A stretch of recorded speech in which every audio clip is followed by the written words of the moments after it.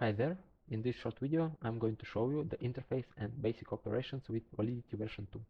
As you may already know, Validity is the plugin for NetBox and it helps you to write kind of auto tests for your network devices. For example, you can gather device configuration, turn it into JSON and write a compliance test which is gonna tell you if your device configuration is right or wrong. So here is my NetBox. As you may see, Validity is already installed. Now we're going to create some necessary entities to make things work. First of all, we need a device. I've already created one. It's called SW10. It's just a regular NetBox device. There is nothing connected to Validity yet. Now let's create a DataSource instance. It's in operation data sources and add. DataSource is also a core NetBox model, but Validity adds a bit of extra logic to it. The new data source is gonna point to the GitHub repository I've created before. Here it is, and it contains device configurations, as you may guess from the name. Now I return here, and I need to fill out the form. The name should be device repo. The type is git, and the URL I should copy it from here. Repo. Okay, we don't need username and password because repository is public, and now I should fill custom fields. Default checkmark means this repository will be used for all the devices by default. Let's turn it into true. Device config path is the template of the path to the particular device inside the repository. In our case, we should use this Ginger2 expression.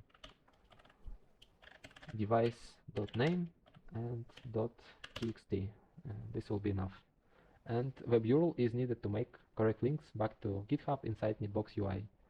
We can go here and open, for example, this file and copy the link and place it here. And I don't need file name. That's it. Okay, I press create. Now let's press the sync button to pull this repository into our local copy. Okay, it's done. And let's move further and create a config serializer. Okay, here is the config for our sample device. Let's suppose that we want to write some tests for interface configuration. Then we need a serializer for this interface config for this part. I've already prepared the serializer TTP code. Here it is. As you see, there's nothing very complicated. We just put the braces where we want to extract values and use a group to make things work multiple times for multiple interfaces. Now I need to copy this, and I need to return here and press add to add a new serializer. Let's name it interface serializer. Extraction method is TTP, and I need to paste template code here. Okay, that's it.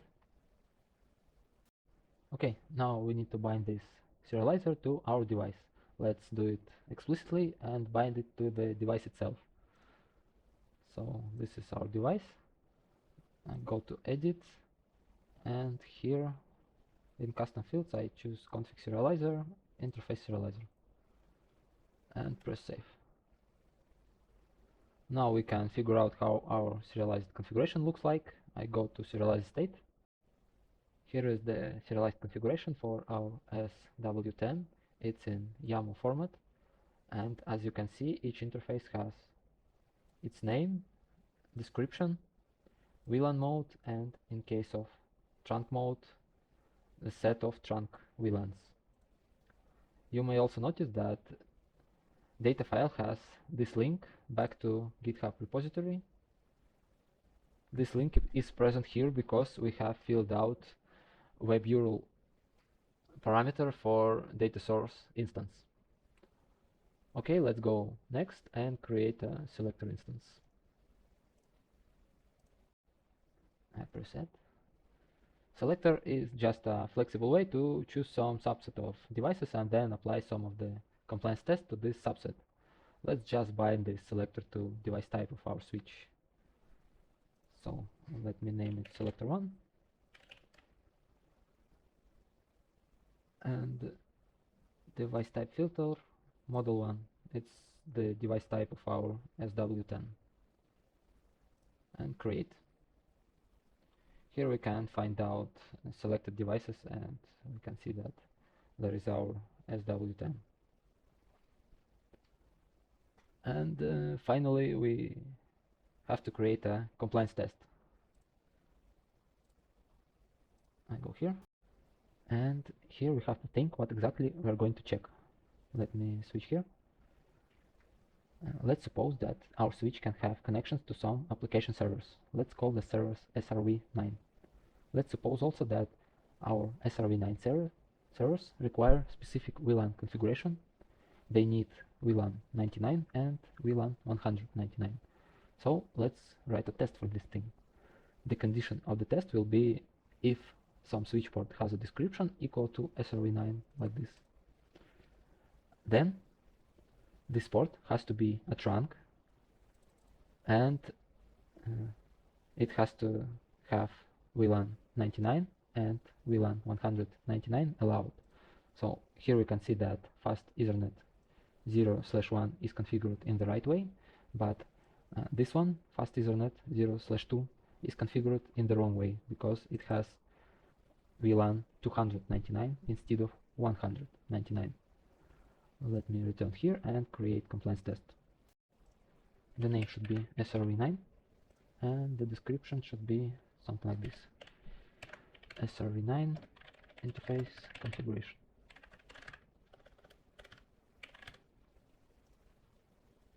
Then I choose selector that we have created before, and now we need to write test expression. This is the most important part of the test. Let's think about how to make an expression for our test. I suppose we should create a JQ query to select all wrong interfaces and then compare the result with an empty list. Basically, the expression will look like this: jq.all. Here I type wrong SRv9 interfaces. It is just a stub, it's not a real expression, and we're going to replace it by the right one later. After that I type device.config, and all of this is equal to an empty list. And just according to Python rules I can replace it like this. I delete this one and here I type not. Now let's replace this expression to a real one. I have prepared the expression before. Here it is. As you can see, it extracts all the interfaces and then selects only those interfaces which have description equal to SRv9 and either LAN mode not equal to trunk or trunk VLANs not equal to 99 and 199. And after all, we extract only interface names instead of all interface configuration. Now I need to copy this expression and paste it here. Okay, now our compliance test is ready, and now we are ready to execute it. Let's do it via this button, and then I press run script. Okay, our compliance test result is ready. Let's go to compliance report.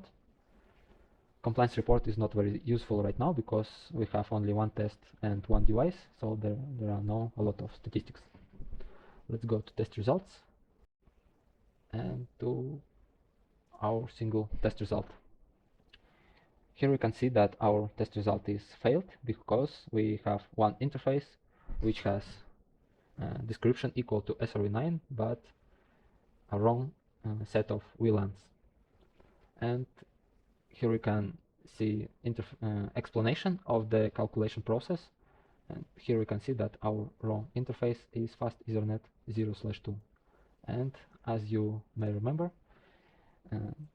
fast Ethernet 0/2 is configured in the wrong way because it has VLAN 299 instead of 199. So I think that's all I wanted to show you.